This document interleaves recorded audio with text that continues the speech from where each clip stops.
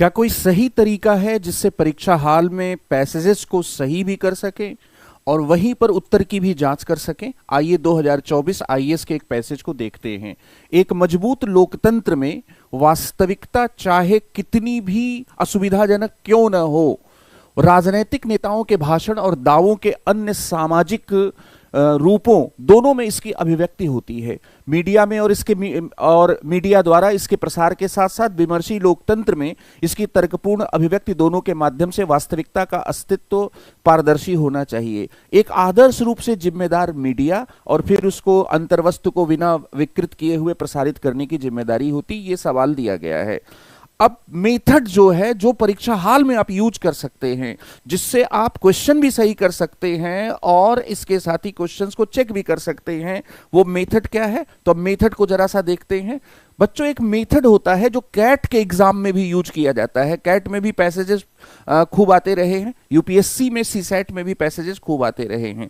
तो जब कैट के एग्जाम में क्या है कि जो सबसे हार्ड कॉम्प्रिहेंशन होता है उसके आइडिया स्ट्रक्चर बनाए जाने का सुझाव दिया जाता है। आइडिया स्ट्रक्चर कैसे बनता है? आपने पढ़ना शुरू किया, पढ़ना शुरू करने के बाद आप पहली लाइन से ही सब्जेक्ट को आइडेंटिफाई करें। मैंने पहली लाइन को पढ़ा और पहली लाइन के बाद सब्जेक्ट को आइडेंटिफाई किया कि यह रियलिटी ऑफ डेमोक्रेसी, लोकतंत्र की वास्तविकता पर यह पहली लाइन है। फिर मैंने दूसरी लाइन पढ़ा, वास्तविकता की पारदर्शी अभिव्यक्ति पर दूसरी लाइन मुझे लगी, ये मैंने सब्जेक्ट के रूप में आइडेंटिफाई किया। मुझे अभी प्रेडिकेट की चिंता नहीं है। तीसरी लाइन जब मैंने पढ़ी तो मुझे यह लगा कि यह जिम्मेदार मीडिया पर लाइन है।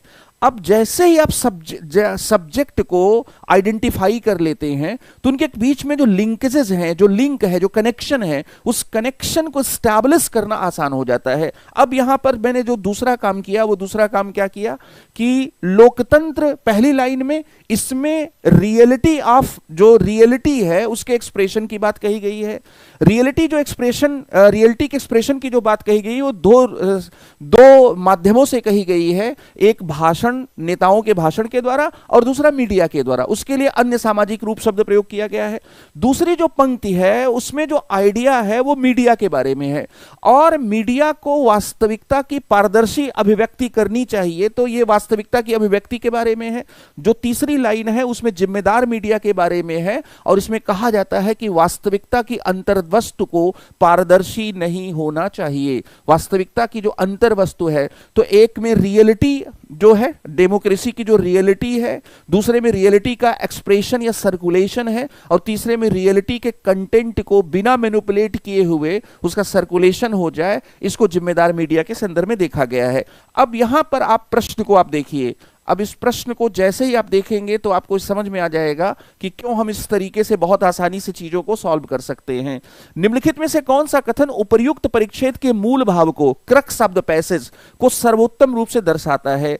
और इसमें 4 ऑप्शन है। किसी आदर्श लोकतंत्र में जिम्मेदार मीडिया द्वारा वास्तविकता को विकृत नहीं किया जाना चाहिए।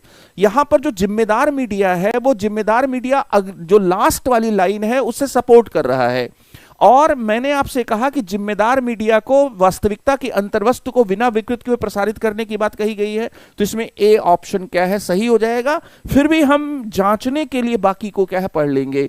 तो इसलिए कम से कम 10 ऐसे सवाल होंगे, 10 से 15 ऐसे कॉम्प्रिहेंशन के प्रश्न होंगे जो आसान होंगे, जिनमें आराम से 30 मिनट का टाइम अलॉट कर देना है और इसके साथ ही उसका आइडिया स्ट्रक्चर बनाकर भी आप सॉल्व कर सकते हैं, अगर आपको लगता है कि कहीं मुझसे क्वेश्चन गलत ना हो जाए। जिन बच्चों के हाथ थोड़ा तंग है मैथ्स में, रीजनिंग में, वे इस तरीके से थोड़ा वहां शांत रहकर एक रफ पेपर लिया और पैसेज को पढ़ने के साथ ही सब्जेक्ट प्रेडिकेट को लिखते गए। सब्जेक्ट लिखा, फिर प्रेडिकेट जो नजर आया लिखा, और उसके बाद लाइन 1, लाइन 2, लाइन 3, लाइन 4, एक पूरा आइडिया स्ट्रक्चर, पूरा फेयर जैसे आप काम करते हैं, रफ की तरह नहीं, फेयर जैसे आप करते हैं वैसे ही आपने बना लिया। मैं गारंटी दे रहा हूं कि 80 से 90% जो पैसेजेस आप इस तरीके से करेंगे वे सही हो जाएंगे। और सबसे बड़ी बात क्या है कि देखो, जीत का विजेता बनकर आना, पराजित होकर, लड़कर पराजित होकर भी आ सकते हो। इसके साथ ही किसी के लिए शहीद होकर आ सकते हो। किसी दोस्त के लिए एग्जाम जो है सेंटर पर लेट पहुंचे, या घर वालों के लिए कुछ ऐसा कर दिया, सब चलेगा। लेकिन डर कर, किसी प्रश्न को छोड़कर बिना लड़े कायरों की तरह मत आना।